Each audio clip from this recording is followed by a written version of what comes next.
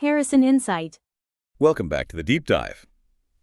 Today, we are wrestling with a really complex umbrella of diagnoses that affects millions globally. Heart failure. You've given us a fantastic set of source materials, all focused on how modern clinicians classify this disease and, maybe more importantly, how they figure out what's the root cause driving it. It's an absolute essential deep dive. I mean, the language around heart failure has just shifted so dramatically in the last couple of decades. Right. Our mission today is to cut through some of that clinical noise and give you a clear shortcut. We're moving past that basic pumping problem idea to understand the really nuanced systems they use today. And it all seems to hinge on one key metric. It does, the ejection fraction, or EF. It now dictates the entire landscape of treatment and prognosis. And what immediately jumps out from the data is this almost perfect 50-50 split you find across the entire patient population. Yeah. That feels like the place we need to start. Exactly. When you look at the big epidemiological studies, the patient base is it's almost evenly divided.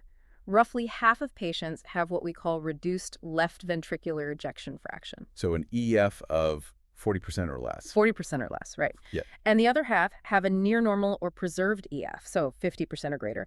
This split fundamentally changed how we approach the whole disease. I remember the older terms, systolic heart failure and diastolic heart failure. If the EF is so neatly split, why did those fall out of favor? Because they were just too simple and often inaccurate. The clinical truth is that most patients with heart failure, whether their EF is high or low, they have abnormalities in both systolic function. The pumping phase. The pumping, yeah, and diastolic function, which is the relaxation and filling phase. It's a combined problem, you see.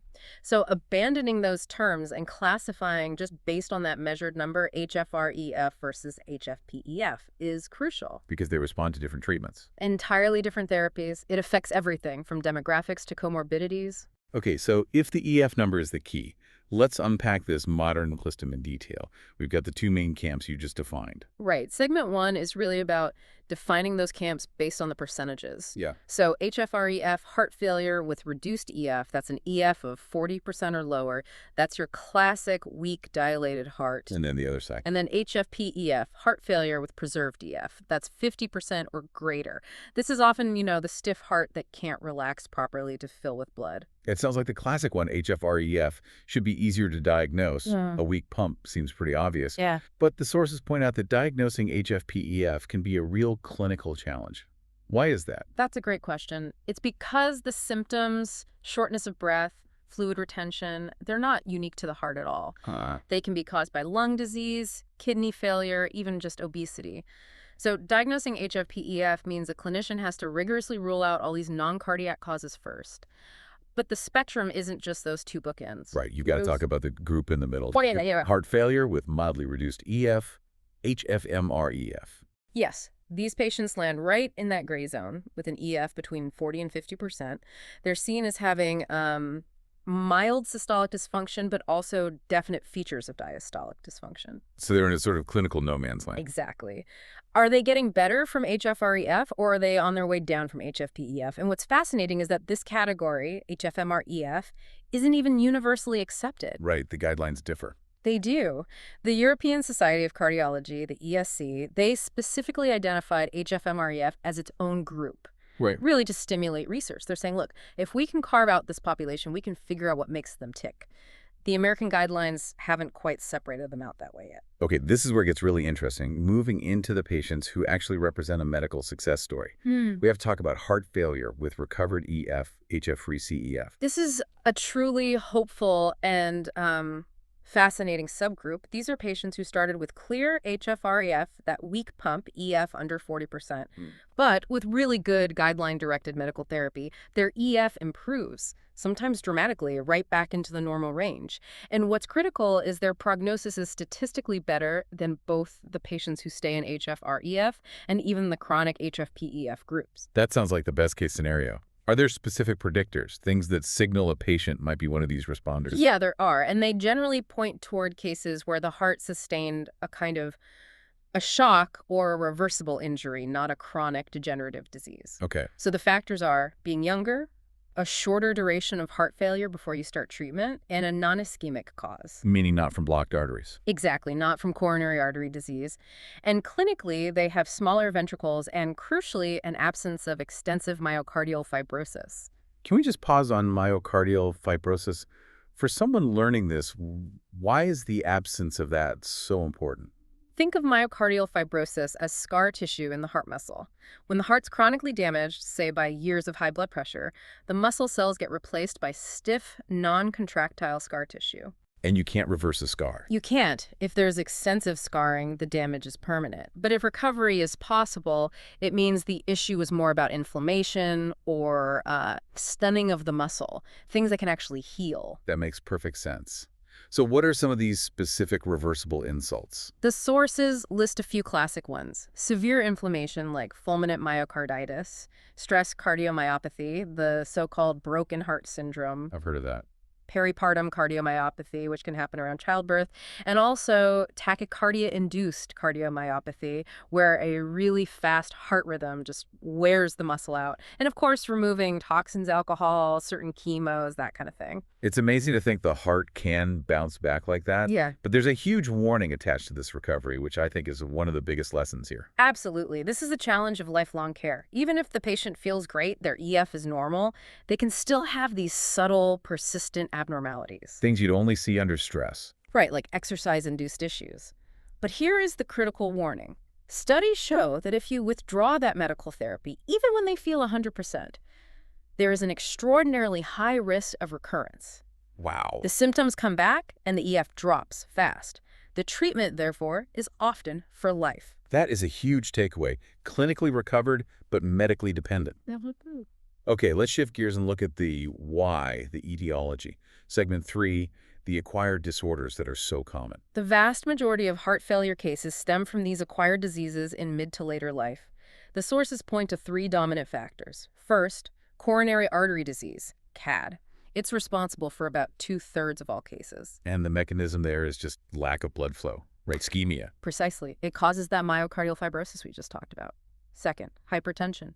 High blood pressure is a principal contributor in up to 75% of cases. It just makes the heart work too hard for too long. And the third major one. Diabetes. It contributes in anywhere from 10 to 40% of cases. And diabetes is tricky. It doesn't just damage the big vessels. It causes microvascular damage and metabolic changes in the heart muscle itself. But it's not just those big 3.